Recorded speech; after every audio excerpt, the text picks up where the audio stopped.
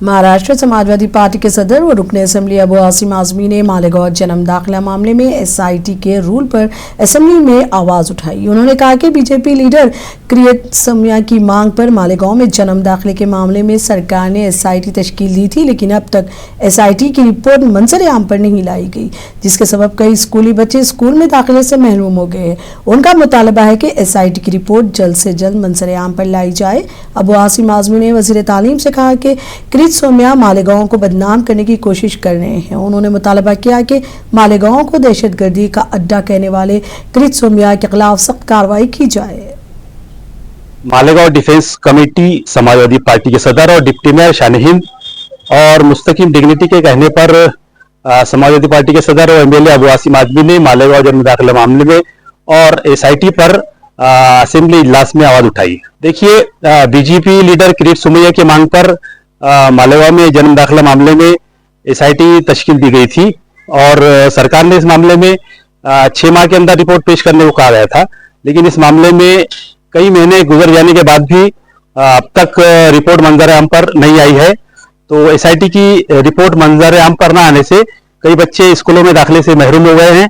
अब देखना यह है कि एसआईटी ये रिपोर्ट कब पेश करती है। पहले मैं मालेगांव के मैटर अध्यक्ष महोदय 6 जनवरी 2025 को यहाँ मालेगांव के मिनिस्टर साहब बैठे हैं। बीजेपी के नेता किरीट सोमैया जी की मांग कर मालेगांव में एक एसआईटी बनाई गई थी अध्यक्ष महोदय, और ऐसा कहा गया था कि मालेगांव में बांग्लादेशी और रोहिंग्या नागरिकों के रहने की जांच की जाएगी, जिस पर सरकार की ओर से कहा गया था कि एसआईटी 6 महीने के अंदर अपनी जांच रिपोर्ट पेश कर देगी, लेकिन आज 14 महीने हो गए हैं, अभी तक एसआईटी रिपोर्ट पब्लिक बीच में नहीं है अध्यक्ष महोदय, वो जल्द से जल्द लाई जाए। बांग्लादेशी और रोहिंग्या के नाम पर मालेगांव में कुल 3411 बर्थ सर्टिफिकेट रद्द कर दिए गए। इसमें से 355 बर्थ सर्टिफिकेट ऐसे बच्चों की है जिनकी उम्र 3 साल से 7 साल की है।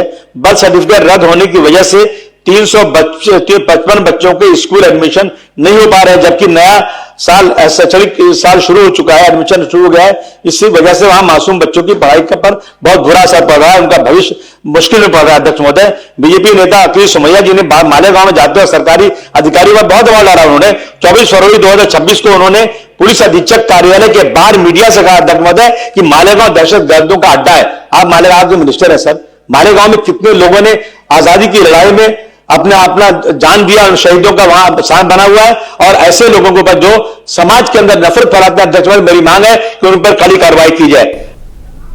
ख्वातीन के रिजर्वेशन बिल पर शिवसेना यूबीटी के रुकने पार्लियामेंट अरविंद सावंत ने कहा कि लोकसभा में तादाद बढ़ाने की जरूरत है। उन्होंने कहा कि अगर हम 25% कोटा बढ़ाते हैं तो इतना रिजर्वेशन ख्वातीन को आएगा, जिससे ख्वातीन की नुमाइंदगी मजीद मजबूत होगी। अभी तो पता नहीं है, अभी तो नहीं आ रहे हैं। कल आदरणीय गृह मंत्री जी ने मीटिंग बुलवाई थी, हम गए थे, तो उन्होंने कहा कि भैया 2000 जो सेंसस है उस कानून में, इसलिए वो अमेंड करना चाहते हैं, क्योंकि उसमें 2026 का सेंसस लिखा है, वो तो आएगा 2028 तक जाएगा, उसका टर्म में जाएगा, फिर वो 2029 में अमल कैसे करेंगे। तो वो चाहते हैं कि 2029 में अमल करने का, ये राजनीतिक है उनका विचार। तो कौन सा सेंसस पकड़ोगे? 2011 का, अभी 2011 की तरफ 2026 का। तो ये सोचकर वो बिल लाना चाहते हैं कि हम वो आरक्षण उस तरह से दे दे, और उसके लिए क्या करेंगे, तो लोकसभा की संख्या बढ़ाए, मर्यादा बढ़ा देंगे 25%। नागपुर म्युनिसिपल कॉर्पोरेशन के कमिश्नर विपिन अतेनकर ने सिमिनरी हिल्स में बर्ड फ्लू फैलने की तस्दीक की। उन्होंने कहा कि सिविल लाइंस में मरकजी हीचरी में कुछ मुस्बित नमूने आने की वजह से हमने वहां परिंदों को मार डाला है। उन्होंने कहा कि इसकी हदूद में 1 किलोमीटर के इलाके को एक मुतासिरा जोन करार दिया गया है और 9 किलोमीटर तक के इलाके को सर्विस जोन करार दिया गया है।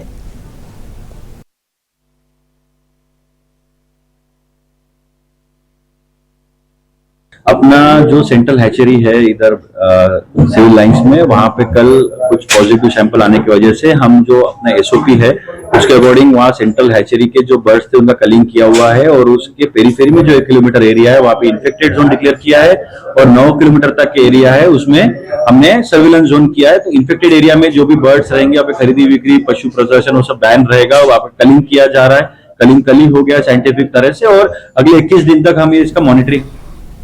मशरिक वस्ता में जारी तनाज़े पर शेयर मार्केट के माहिर सुनील शाह ने कहा कि हमें देखना है कि आबनाए हुर्मुज़ खुलता है या नहीं, चूंकि हमारी तमन्नाई की 75% ज़रूरियात दरामदात के जरिए पूरी होती है।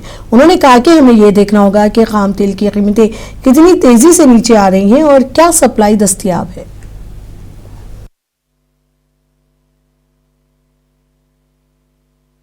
नहीं, मूवी यहाँ पे देखना हमको ये है कि पहले तो स्ट्रेट ऑफ हॉर्मुज खुल जाती है कि नहीं। हमारे यहाँ जो एनर्जी, क्योंकि हमारी नीड जो 75% बाहर से आती है, तो हमारी नीड की वजह से मैं बोलता हूँ पहले हमको 2-3 इंडिकेटर देखना पड़ेगा। नई तेजी की बात कर रहा हूँ, बाउंस बैक और वैल्यू बाइंग तो होती रहेगी ऑन द वे, कि भाई क्रूड ऑयल प्राइसेस कितना जल्दी नीचे आ रहा है और अवेलेबिलिटी यानी स्ट्रेट ऑफ हॉर्मुज और ये सब जो जगह है वहाँ से ऑयल है हमारा वहाँ।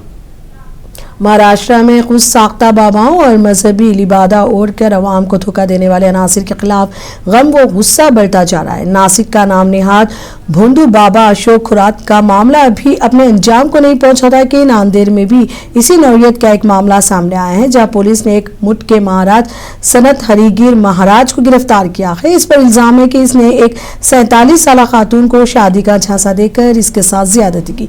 मुतासिरा खातून के मुताबिक मुलजिम ने पहले रूहानी ताल्लुक कायम किया, फिर फोन पर राब्ता बढ़ाया और बाद में इसे अपने घर बुलाकर जिस्मानी इस्तेहसाल किया। जब खातून ने शादी का मुतालबा किया तो उसने खुद को सन्यासी बताते हुए इनकार कर दिया और मामला दबाने के लिए धमकियां दी। इस मामले में नांदेड़ के भाग्यनगर पुलिस स्टेशन में मुकदमा दर्ज करके मुलजिम को गिरफ्तार कर लिया गया है। माहिरीन और समाजी कारकुनान का कहना है कि ऐसे वाकया सिर्फ इनफरादी जराइम नहीं बल्कि एक मुनज़्ज़म धोखाधड़ी का हिस्सा हो सकते हैं, जिसके लिए सख्त कानून साजी और मौसर कार्रवाई जरूरी है। काल दिनांक 21 मार्च रोजी एक 47 वर्षीय महिला जी इतवारा भागातील एका मठामध्ये दर्शनासाठी जात होती आणि तिच्यासोबत तेथील एका 40 वर्षीय महाराजाने तिच्यासोबत संपर्क तयार केला आणि त्या संपर्कातून तुझ्याशी लग्न करतो असे म्हणून तिच्या घरी येऊन एक वेळा व इतर 2 वेळा असे म्हणून 3 वेळा लैंगिक अत्याचार केलेला आहे आणि लग्नाचं आमिष दाखवलं आणि त्यानंतर काही दिवसांनी लग्न करण्यास नकार दिला म्हणून सदर महिलेने काल रोजी पोलीस ठाण्यात फिर्याद दिली। त्यावरून पोलीस ठाणे भाग्यनगर येथे गुन्हा क्रमांक 157/26 कलम 69 351/2 BNS प्रमाणे गुन्हा दाखल आहे आणि पुढील तपास चालू आहे। सर, ती महिलेने असा उल्लेख केला की तिने गुरु मानलं होतं त्या महाराजांना, असं काय ते सारे बोलले? हा, तिने त्यांना गुरु मानलं म्हणून त्यांच्या संपर्कात होती। जलगांव शहर में पेट्रोल और डीजल के बारे में फैलने वाली अफवाहों की वजह से शहरियों में खौफ व हरास की सूरत हाल पैदा हो गई है। इतलात के मुताबिक शहर के तमाम पेट्रोल पंपों पर ईंधन का तकरीबन 6 दिन का जखीरा मौजूद है। इसके बावजूद पेट्रोल और डीजल खत्म होने वाले हैं जैसी अफवाहों ने लोगों को परेशान कर दिया। इस खौफ की वजह से बड़ी तादाद में शहरी अपनी गाड़ियां लेकर पेट्रोल पंपों पर पहुंच गए। जिला कलेक्टर रोहिन ने शहरियों से अपील की है कि वो अफवाहों पर ध्यान ना दें, क्योंकि शहर में पेट्रोल और डीजल की कोई कमी नहीं है। मुनासिब मकदार में ईंधन दस्तयाब है और सप्लाई भी जारी है।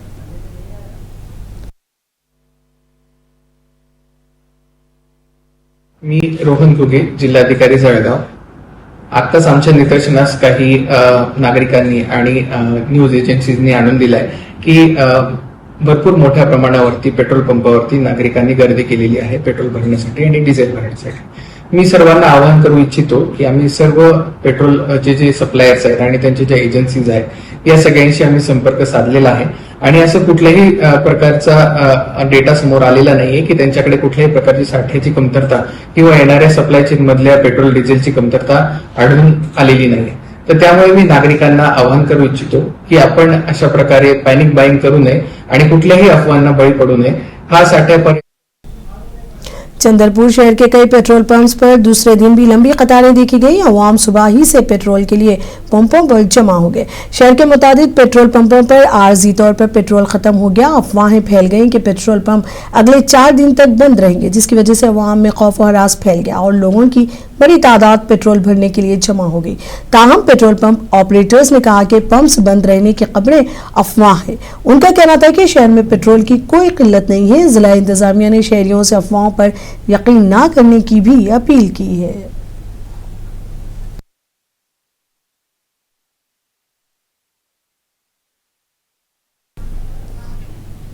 महाराष्ट्र के नाला सुपारा में कुत्ते के काटने से 9 साला बच्ची की रैबिस से मौत हो गई। लड़की की शिनाख्त कशिश साहनी के तौर पर की गई है। इसे 5 माह कबल कुत्ते ने काटा था, लेकिन खौफ की वजह से उसने जरूरी टीके लगाने से इनकार कर दिया। जब वो कुत्ते को बिस्किट खिला रही थी तो कुत्ते ने इसे काट लिया था। इसके घर वाले इसे डॉक्टर के पास ले गए, ताहम इंजेक्शन के खौफ से वो रोने लगी तो वो इसे इंजेक्शन लगाए बगैर घर वापस आए। ताहम 4 दिन पहले लड़की की तबीयत अचानक बिगड़ गई। इसके अहले खाना इसको करीबी अस्पताल मुंतकिल किए। इलाज के दौरान उसकी मौत हो गई।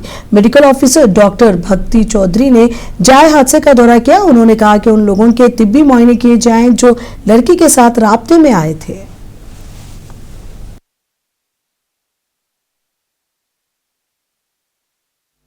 माझं नाव श्रुती शेणय आहे।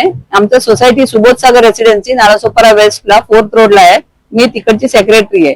आमचं 5 विंग मध्ये ए विंग मध्ये ती मुलगी राहते, कशिश सहानी म्हणून। तिच्या आई वडील आजोबा बरोबर फॅमिली मध्ये राहते। ती मदर मेरी शाळेमध्ये चौथी कक्षामध्ये शिकते।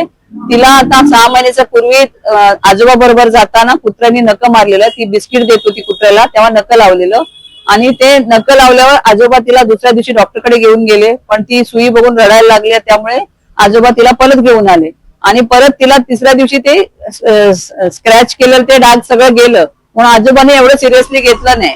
पण आता 6 दिवसाच्या पूर्वी 5-6 दिवसाच्या पूर्वी तिला डोळे लाल झाले आणि तिला खाण जेवण जेवायला भूकच लागत नव्हतं। त्यामुळे ते लोकल डॉक्टरकडे घेऊन गेले आणि तिकडे लोकल डॉक्टरांनी सांगितलं तिला सगळं रिपोर्ट काढायला। त्यांना वाटलं डोळ्याचा काय प्रॉब्लेम असेल आणि बीजेपी लीडर अनुराग ठाकुर ने कांग्रेस लीडर राहुल गांधी और प्रियंका गांधी को तनकीद का निशाना बनाया।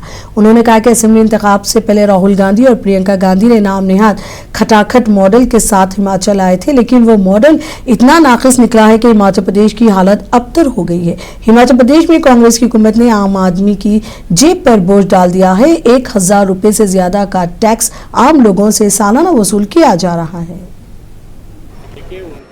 विधानसभा चुनाव से पहले राहुल गांधी जी और प्रियंका जी हिमाचल में खटाखट मॉडल लेकर आए और वो इतना खटारा मॉडल निकला है कि हिमाचल की हालत खस्ता हो गई।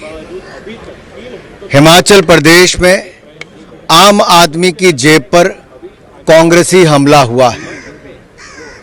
सालाना 1000 करोड़ रुपए से ज्यादा आम आदमी की जेब पर टैक्स की मार पड़ने वाली है, वैट की मार पड़ने वाली है।